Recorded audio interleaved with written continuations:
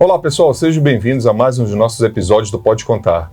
Hoje nós temos a imensa alegria de fazer um formato diferente, uma entrevista com os candidatos das chapas que estão concorrendo ao Conselho Regional de Contabilidade do Estado do Pará. Nós temos aqui mais de 12 mil colegas profissionais de contabilidade que atuam em todo o Pará, de maneira concentrada na nossa capital, e nós mandamos os convites para os membros das 3 chapas, Chapa 1, Chapa 2 e Chapa 3. Inicialmente, quero agradecer ao meu colega de profissão, ao amigo Ian Bloar, pela sua presença. Tá? Obrigado, Pedro. O Ian aceitou nosso convite de pronto, mesmo tendo uma agenda super lotada, apertada, nesse período de campanha. O Ian, como nosso representante, vou ler aqui o seu mini currículo, que é muito maior do que isso, é contador, pós-graduado em auditoria e perícia, possui MBA em gestão empresarial, mestre em contabilidade, empresário contábil há 12 anos e atualmente é vice-presidente de administração do CRC Pará. Ian, uma pergunta assim de maneira bem objetiva. Nós consultamos os colegas, mandamos para que eles pudessem fazer perguntas e a primeira que chegou para a gente é a seguinte: qual é da chapa número 1? Quem são seus membros? Qual é essa história? Bacana, Pedro. Obrigado por estar podendo participar aqui com vocês, poder dividir com todos os colegas um pouco da nossa história da Chapa 1. Né? A Chapa 1 ela é composta por pluralidade. Ela é composta por profissionais da área privada, da área pública, professores, auditores com mais de 30 anos de experiência e de diversas regiões do nosso país. A gente conseguiu agrupar diversos profissionais onde todo o estado do Pará está representado nessa chapa. Então assim, Ian, muito bem. Quais são as principais propostas que a Chapa 1 está defendendo hoje? Pedro, a gente está trazendo processos de trabalho, integração e inovação. E como a gente pode fazer isso? Convidando todos os profissionais da contabilidade a serem disruptivos. Essa é a grande palavra.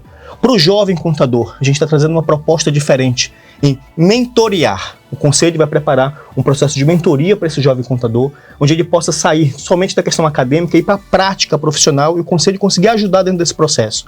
E ainda nessa situação do jovem empresário, do jovem contador, o que a gente está querendo? Solicitar ao Conselho Federal, que só o Conselho Federal pode fazer isso, uma anuidade diferenciada para esse contador, para que nesses primeiros anos de profissão que ele está galgando um lugar ao mercado, ele possa ter uma anuidade um pouco reduzida nesse sentido. Ainda em atenção àquele colega que vem do interior, tem que protocolar um processo dentro de um órgão, fazer alguma atividade, não tem um local para poder trabalhar aqui em Belém, aqui no estado. A gente quer montar um cowork, o cowork do contador, onde lá na sede do conselho ele possa ter um computador, uma impressora, uma internet, onde ele possa ter um lugar de apoio, um suporte para desenvolver suas atividades.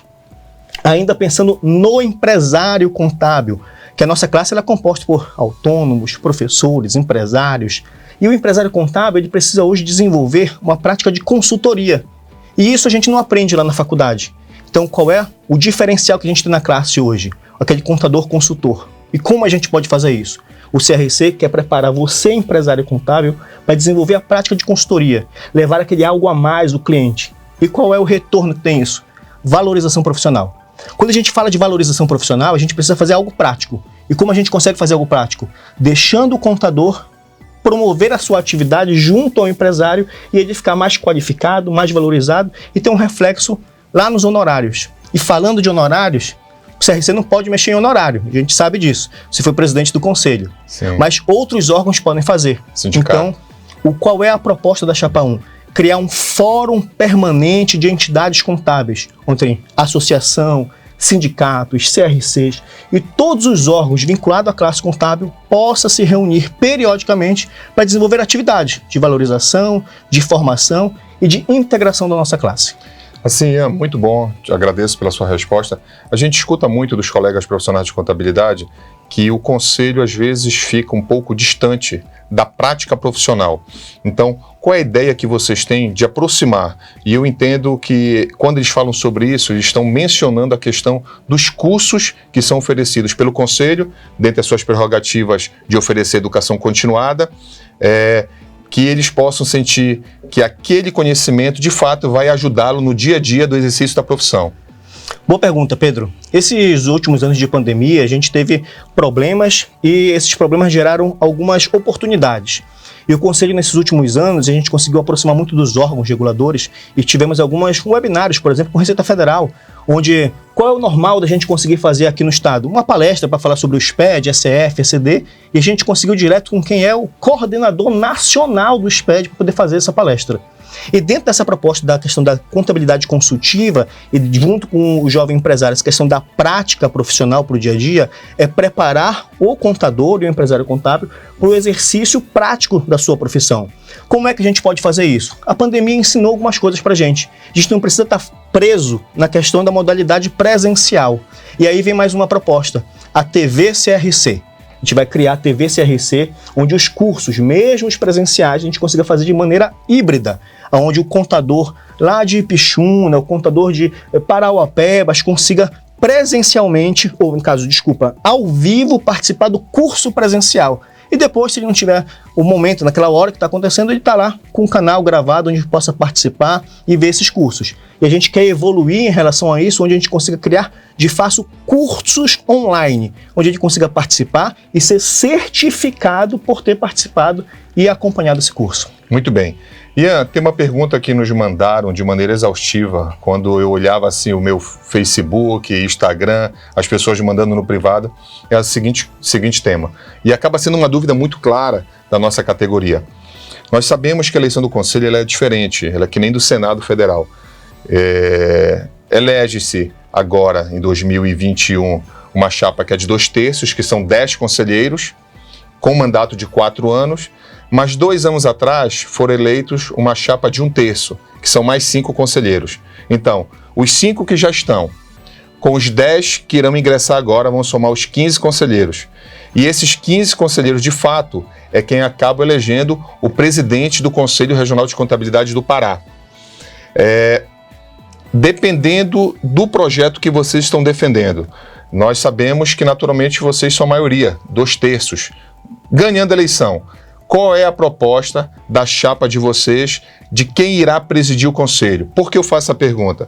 Porque muitas vezes nossos colegas não sabem como é que isso funciona e não entendem por que uma pessoa se tornou presidente se não foi nela em quem você votou. Então, qual é a proposta de vocês? Vocês ganhando, qual é o entendimento que vocês têm? Quem será o presidente do Conselho para os anos de 2022 e 2023? Pedro, eu podia te responder da seguinte maneira: isso é uma situação que a gente vai colocar para o grupo, após o processo eleitoral, lá no plenário do Conselho, na hora que faz a eleição direta. Mas como o Bento explicou, essa eleição é de 2/3. Apenas te corrigindo, o que você falou está correto, mas essa eleição, excepcionalmente, a gente tem um mandato de 11 conselheiros efetivos, porque uma conselheira no mandato de 1/3, ela pediu para sair, porque ela passou num processo de doutorado fora do estado, teve que sair do estado nesse processo. Então são mais ainda. Então são 11 conselheiros dentro desse processo. Então são 11. Como é que funciona a eleição? Como tu explicou brilhantemente. Esses 15 conselheiros vão se reunir e eleger um novo presidente. Esses últimos anos, eu me preparei. Me preparei tanto profissionalmente quanto do ponto de vista do sistema CRC. Eu sou empresário contábil, exerço minha atividade como contador há 12 anos à frente do meu escritório de contabilidade, que eu não chamo de escritório, chamo de empresa, porque é uma empresa com diversos colaboradores. Só que o CRC é uma autarquia pública federal. Então, a gente não gerencia da maneira privada que acontece. E estou há 2 anos na vice-presidência de administração, vendo processos de licitação, montagem dos processos, toda a gestão pública que acontece. E nesse mandato, nessa próxima gestão, eu estou colocando meu nome à disposição para a presidência do Conselho. Então, se a nossa classe contábil, assim, escolher a chapa 1 para ser a vencedora desse pleito, o meu nome vai ser proposto para a presidência dessa gestão do CRC 2022-2023. Então, Ian, aproveita e pede teu voto.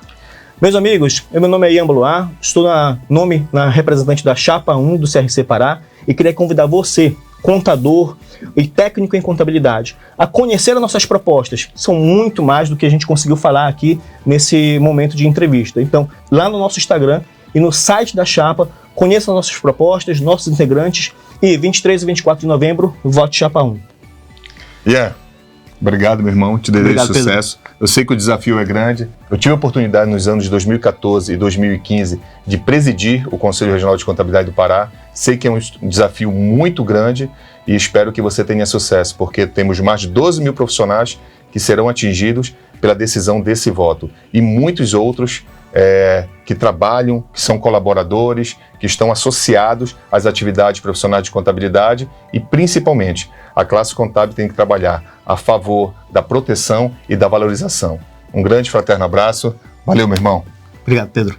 Pessoal, assim nós terminamos a nossa entrevista com o representante da Chapa 1. As eleições são agora nos dias 23 e 24 de novembro, tudo feito pela internet de maneira muito fácil, simples e segura. Então, exerça seu direito e vamos trabalhar a favor da valorização da sociedade. Abração!